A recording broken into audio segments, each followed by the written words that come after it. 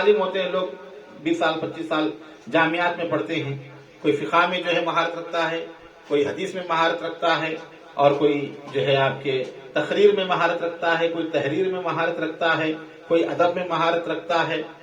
تو اس طرح جو ہے کسی ایک آدمی کے مزاج کے اندر کوئی ایک صفت ہوتی ہے جو نمایاں طور پر جو ہے اس کے اندر ظاہر ہوتی ہے، اور وہ جو ہے ترقی کرتی ہے صفت اسی کے اندر، اس کے اندر وہ کیفیت ہوتی ہے. تنہا مولائے کائنات علی مرتضی شیر خدا کی ذات وہ ذات ہے، اللہ تعالی نے ہر صفت کو مولا کی ذات میں کمال عطا فرمایا، ہر صفت. اور ایسی صفتیں جو متضاد ہوتی ہیں، ایک دوسرے کی ضد ہوتی ہے نا. کل کے جمعہ میں بھی میں نے اس متعلق جو باتیں بیان کی تھی کہ جمع ضدین، کہ آپس میں ایسی صفتیں جو ضد ہوتی ہیں، ملتی نہیں، وہ صفتیں بھی کسی کے اندر آ جائیں وہ کمال ہے. اب اگر حاتم طائی کی مثال آپ لیں، سخاوت کے اندر حاتم طائی مشہور مانا جاتا ہے. انسان سخاوت کب کرتا ہے؟ جب رحم دلی اس کے اندر ہو، لوگوں کا دکھ درد دیکھ کر اسے برداشت نہ ہو، غریبی کو محسوس کر سکتا ہو، رحم دل ہو، تو وہ کیا کرتا ہے؟ سخاوت کرتا ہے، خیر خیرات کرتا ہے، لوگوں کی مدد کرتا ہے. اگر کسی کے اندر رحم دلی نہ ہو، سخاوت کا جذبہ اس کے اندر نہیں پنپ سکتا، سخی نہیں بن سکتا. اسی طرح اگر آپ رستم کو لیں، پہلوان، لڑنے جھگڑنے والے جو لوگ ہوتے ہیں، جن کے دل سخت ہوتے ہیں، نرم دل آدمی لڑ نہیں سکتا، بات نہیں کر سکتا، ہیبت کھا جاتا ہے. اس کے لیے یہ ضروری ہے کہ دل میں سختی ہو، یا دل اس کا مضبوط ہو، اور رحم اور یہ تمام چیزیں اس کے اندر نہ ہو، تو وہ کسی کو مار سکتا ہے، کسی کو جو ہے نقصان پہنچا سکتا ہے، کسی کا خون دے سکتا ہے. اگر نرم دل آدمی ہوگا تو خون دیکھتے ہی بے ہوش ہو کے گر جاتا ہے. تو یہ جو ہے کیفیت اس کی جو ہے ہوا کرتی ہے نرم دل آدمی کی. تو نرم دل آدمی سے آپ لڑائی کی امید نہیں رکھ سکتے، بہادری کی امید نہیں رکھ سکتے، اور سنگ دل آدمی سے آپ رحم دلی کی امید نہیں رکھ سکتے، کہ یہ دونوں جو ہے ضدین ہیں. تو رستم کبھی حاتم طائی نہیں بن سکتا، حاتم طائی کبھی رستم نہیں بن سکتا. علی مرتضیٰ کی ذات وہ ہے، سخاوت میں بھی کمال پر ہے، رحم دلی میں بھی کمال پر ہے، اور میدان جنگ ہو تو شجاعت میں بھی کمال پر ہے. یہ جمع ضدین، دو متضاد صفتیں جس ذات کے اندر جمع ہے، وہ علی مرتضیٰ شیر خدا کی ذات ہے. کسی رافضیت کی بات نہیں، تفصیلیت کی بات نہیں، شیعت کی بات نہیں، بلکہ عقیدہ اہل سنت جماعت کے متعلق ہم کہیں گے تو ہم تو یہ کہتے ہیں کہ علی سا ایک بھی نہیں لاکھوں میں ہزاروں میں، علی سا ایک بھی نہیں لاکھوں میں ہزاروں میں، علی ہے پنجتن میں، علی ہے چار یاروں میں. تنہا وہ علی کی ذات ہے. سابق الاولون میں بھی علی ہیں، مہاجرین میں بھی علی ہیں، حضرت علی مرتضیٰ عشرہ مبشرہ میں بھی ہیں، حضرت علی مرتضیٰ خلفائے راشدین میں بھی ہیں، اصحاب بدر میں بھی علی ہیں، اصحاب احد میں بھی علی ہیں. ہر لمحے میں صحابہ اکرام کی جتنے مراتب ہیں، ہر مرتبے میں دیکھو علی نظر آتے ہیں. مولا روم فرماتے ہیں کثیرا میسر نشد سعادت کعبہ ولادت بمسجد شہادت. یہ کسی کو شرف حاصل نہیں ہوا جو کعبے میں ہو پیدا اور شہادت پائے مسجد میں، خدا کے گھر کا والی وہ بشر یوں بھی ہے. حضرت فاطمہ بنت اسد، آپ کی والدہ ماجدہ رضی اللہ تعالی عنہ سلام اللہ تعالی علیہ، ان کے متعلق بیان کرتے ہیں حضرت عباس رضی اللہ عنہ، ہم لوگ صحن حرم میں بیٹھے ہوئے تھے، صحن حرم میں پورا گروپ بیٹھا ہوا تھا قریش کا. فاطمہ بنت اسد داخل ہوئی اور انہوں نے طواف کرنا شروع کیا. 3 چکر انہوں نے طواف کے مکمل کیے. چوتھا چکر اس میں مصروف تھی کہ آپ کے شکم مبارک میں تکلیف محسوس ہوئی. آقا کریم سرور عالم صلی اللہ علیہ وآلہ وسلم تشریف فرما تھے. حضور نے کہا چچی جان کیا بات ہے؟ کہا کہ میرے پیٹ میں تکلیف ہو رہی ہے، ہو سکتا ہے کہ بچے کی پیدائش کا وقت قریب ہو. تو آقا کریم صلی اللہ علیہ وسلم نے اندر داخل فرمایا. 2-3 مختلف روایتیں ہیں. حضور نے دروازہ کھول کر اندر داخل فرمایا فاطمہ بنت اسد کو خانہ کعبہ میں، اور دوسری روایت جو مشہور ہے اہل تشیع کے پاس بھی جو رائج ہے، دیوار پھٹی خانہ کعبہ کی اور فاطمہ بنت اسد جو ہے اندر داخل ہوئی اور پھر دیوار جو ہے بند ہو گئی. اس کے بعد کہتے ہیں کہ ہم اندر جا کر دروازہ کھول کر بھی دیکھتے ہیں تو فاطمہ بنت اسد نظر نہیں آئی. یہ بھی روایت ہے حضرت عباس کی کہ دروازہ کھول کر ہم گئے اندر دیکھنے کے لیے، فاطمہ بنت اسد نظر نہیں آئی تو ہم اسی طرح رہے. تیسرا دن تھا، پھر ہم لوگ صحن کعبہ میں بیٹھے ہوئے تھے. تیسرے دن ہم نے دیکھا خانہ کعبہ کی دیوار شق ہوتی ہے اور فاطمہ بنت اسد جب باہر نکلتی ہیں تو مولا کائنات آپ کی گود میں موجود ہے. تو یہ ایک انفرادی شرف ہے. وہ کعبہ جو انبیاء کا قبلہ رہا، اولیاء کی سجدہ گاہ رہی، اصفیاء کا مرجع عقیدت رہا، جس کی طرف 5 وقت تمام مومنین صبح قیامت تک کے نماز پڑھتے ہیں، سجدہ کرتے ہیں، اس کعبے کے اندر اگر کسی کو پیدا ہونے کا شرف حاصل ہوا ہے تو تنہا مولا کائنات کی ذات ہے. تو وہ علی مرتضیٰ شیر خدا کرم اللہ تعالی وجہ کریم. بے شمار صفات میں حضور پاک صلی اللہ تعالی علیہ وسلم سے مماثلت تھی.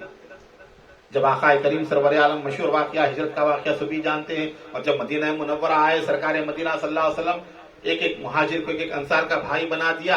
حضرت علی تنہا تھے. اب یہاں پر جو بھائی بنایا گیا ہے وہ صفات کے لحاظ سے، خصوصیات کے لحاظ سے حضور کا انتخاب ہے. حضور نے جس کو جس کا بھائی بنایا، جس میں مماثلت تھی ان کو بھائی بنایا. ایک صحابی، ایک مہاجر، ایک انصار، سب کو بھائی بنایا. تنہا علی مرتضیٰ رہ گئے. رسول پاک کے پاس روتے ہوئے آئے، کہا یا رسول اللہ آپ نے ہر ایک کے درمیان اخوت قائم فرما دی، لیکن میرے تنہا چھوڑ دیا مجھے اور میرے لیے کسی کو منتخب نہیں فرمایا. تب آقا کریم نے اپنی زبان حق ترجمان سے ارشاد فرمایا، اے علی تو دنیا اور آخرت میں میرا بھائی ہے. حضور نے اپنے لیے منتخب فرمایا. تو اخی رسول جو آپ کو کہا جاتا ہے، رشتہ تو ہے چچا زاد بھائی کا. ہاں، حضور نے شفقت یا محبت کے طور پر نہیں کہا، حقیقت کے طور پر فرمایا کہ میرا بھائی. تو اس طرح مولا کائنات کا خاص معاملہ. اور پھر جب ہجرت کے دوسرے سال شہزادی کونین سیدہ طیبہ طاہرہ بی بی فاطمہ الزہرا سلام اللہ تعالی علیہا سے آپ کا عقد مبارک ہوا، تب تو شان دوبالا ہو گئی. ایسا شرف اللہ تعالیٰ نے عطا فرمایا. حضور پاک صلی اللہ علیہ وسلم کی دامادی کا شرف عطا فرمایا. نہ صرف دامادی کا شرف بلکہ حضور پاک کی نسل مبارک آپ کے ذریعے اللہ تعالیٰ نے دنیا میں جو ہے جاری فرمایا. حضور نے فرمایا علی کا خون میرا خون، علی کا گوشت میرا گوشت، علی کی روح میری روح. اللہ نے ایک نور سے پیدا کیا اور فرمایا جو علی کی اولاد ہے وہ میری اولاد ہے. فرمایا ہر ایک کا سلسلہ نسب اس کے باپ کی طرف جا کر منتہی ہوتا ہے، سوائے سیدہ فاطمہ کے، کہ سیدہ فاطمہ کی جو اولاد ہے ان کا قصبہ بھی میں ہوں، ان کا نسب بھی میں ہوں، ان کا حسب بھی میں ہوں. ان کی اولاد میری طرف نسبت کرے گی. شجرہ نسب جو جائیں گے نا امام حسن اور امام حسین علیہ السلام پر پہنچنے کے بعد سیدہ کائنات کے بعد رسول اللہ تک، اس طرح شجرہ نسب ہوگا. ادھر نہیں جائے گا. ہاں، کیونکہ حضور نے اپنی طرف اس کو جو ہے منسوخ فرمایا ہے. تو یہ خاص صفت جو ہے مولا کائنات کو حاصل ہوئی کہ آپ ہی کے ذریعے رسول پاک صلی اللہ علیہ وسلم کی اولاد امجاد کا سلسلہ جاری رہا. اور جب خیبر کا معاملہ آیا کئی مہینوں پڑاؤ رہا. آخر میں حضور نے فرمایا کہ کل میں اس کو علم دوں گا جو اللہ اس کے رسول سے محبت کرتا ہے اور اللہ اس کا رسول اس سے محبت کرتا ہے. ہر ایک کی تمنا تھی. حضور نے علم مولا کائنات کو عطا فرمایا اور آپ نے حملہ کیا اور اپنے ایک ہاتھ سے تلوار اٹھائے لڑتے رہے اور یہاں تک کہ خیبر کے دروازے پر پہنچے. آپ نے پھاٹک پر ہاتھ ڈالا خیبر کے دروازے پر، بائیں ہاتھ سے آپ نے جو ہلایا دروازہ اٹھا کر دروازہ پھینک دیا. 40 پہلوان بعد میں اٹھانا چاہتے ہیں جماعت صحابہ میں سے تو وہ اس کو حرکت نہ کر سکے، اتنا بڑا دروازہ تھا. اور دوسری روایت میں آتا ہے کہ آپ نے وہ دروازہ اپنی پشت مبارک پر ڈالا اور بیٹھ گئے. اسی دروازے پر سے پوری فوج خیبر کے اندر داخل ہو گئی. پھر اس کے بعد دروازے کو پھیر دیا. خندق لگی ہوئی تھی، ہر قلعے کے پاس خندق ہوا کرتی ہے، خندق کو جو ہے پار کیا اس دروازے کے اوپر. تو یہ ہے شاہ مرداں شیر یزداں قوت پروردگار، لا فتح الا علی لا سیف الا ذوالفقار۔ تو مولا کائنات حضرت سیدنا علی مرتضیٰ شیر خدا کی شان میں اتنی آیتیں نازل ہوئی ہیں۔ اہل سنت کے امام حضرت احمد بن حنبل رضی اللہ عنہ 4 اماموں میں سے ایک امام ہے، وہ فرماتے ہیں کہ جتنی آیتیں مولا کائنات کے بارے میں نازل ہوئی کسی اور کے بارے میں نازل نہیں ہوئی، قرآن پاک کی 300 آیتیں آپ کے متعلق نازل ہوئی ہیں۔ یہ بھی آپ کو شرف اللہ تعالیٰ عطا فرمائے۔ اور خیبر کی فتح ہونے کے بعد حضرت علی کی ذات نصرت، فتح اور کامیابی کی علامت بن گئی۔ فاتح خیبر، کیوں کہ خیبر وہ علاقہ تھا کہ خیبر کے فتح ہونے کے بعد اسلامی ریاست کی بنیاد پڑی، اسلامی ریاست وجود میں آئی۔ خیبر باضابطہ فتح کر کے جو ہے اس میں حکومت قائم کی گئی، اور وہیں سے اسلامی ریاست کا جو ہے آغاز ہوا، اور تمام نظام بنا جو آج ملکوں میں نظام چل رہے ہیں ریاستوں کے، وہ تمام نظام خیبر سے بنے۔ اور خیبر کا جو آخری جو قلعہ تھا جس کا سردار مرہب تھا، وہ مرہب آپ ہی کے ہاتھوں سے مارا گیا، اور اللہ تعالیٰ نے آپ کو جو ہے کامیابی عطا فرمائی۔ آپ سنتے ہیں دین کا علم گاڑا کس نے، پتھر پہ علم دین کا گاڑا کس نے، تو پتھر پر لیا کر آپ نے علم گاڑ دیا تھا، تو وہ دیکھ رہے تھے بڑے بڑے یہود کے جو علماء تھے، ان لوگوں نے کہا کہ جس نے یہ جھنڈا لگایا ہے پتھر کے اوپر، اسی کے ہاتھ سے خلافت ہونے والا ہے، ہم نے اپنی کتابوں میں پڑھا ہے۔ تو بے شمار ایسے واقعات جو ہے حضرت علی مرتضیٰ شیر خدا کو مظہر العجائب والغرائب کہا گیا، امام المشارق والمغارب کہا گیا، اسد اللہ، اسد رسول اللہ کو کہا گیا۔ تو اس طرح بے شمار القابات جو ہے اللہ اور اس کے رسول کی طرف سے جو ہے آپ کو عطا ہوئے۔ اور خلافت راشدہ میں بھی آپ نے عثمان غنی کے بعد جو ہے 5 سال 5.5 سال تک جو ہے خلافت کا منصب جو ہے ظاہری طور پر جو ہے سنبھالا۔ روحانی نعمتیں اور روحانی جو آپ کی اجازت و بیت و خلافت ہے رسول پاک صلی اللہ علیہ وسلم سے، جس سے تمام سلسلے چشتیہ ہو، قادریہ ہو، نقشبندیہ ہو، سروردیہ ہو، تمام سلسلے حضرت علی ہی کے ذریعے رسول پاک صلی اللہ علیہ وسلم تک پہنچتے ہیں۔ جو کوئی بارگاہ ہو، اجمیر ہو، کربلا ہو، یا بغداد ہو، یا کلیر ہو، یا گلبرگہ ہو، جہاں کہیں ولایت کی روشنی نظر آ رہی ہے، اسی آفتاب ولایت کا صدقہ ہے جسے مولا کائنات کہا جاتا ہے۔ ہر آستانے جو روشن ہیں، اولیاء اللہ کی بارگاہ جو چمک رہی ہیں، آج پوری دنیا میں اسلام میں جو اولیاء اللہ کے آستانے بنے ہوئے ہیں، جس کسی کو خیرات ملی اسی آستانے سے خیرات ملی۔ ایک بات دیگر، اللہ تعالیٰ نے آپ کی اولاد میں 11 اماموں کو پیدا فرمایا، اور صبح قیامت میں جب ہوگا آخری وقت تو آخری امام مہدی علیہ السلام کا ظہور بھی آپ ہی کی اولاد امجاد میں ہوگا۔ حضور نے فرمایا اس امت کا اول بھی محمد ہے، اوسط بھی محمد ہے، آخر بھی محمد ہے۔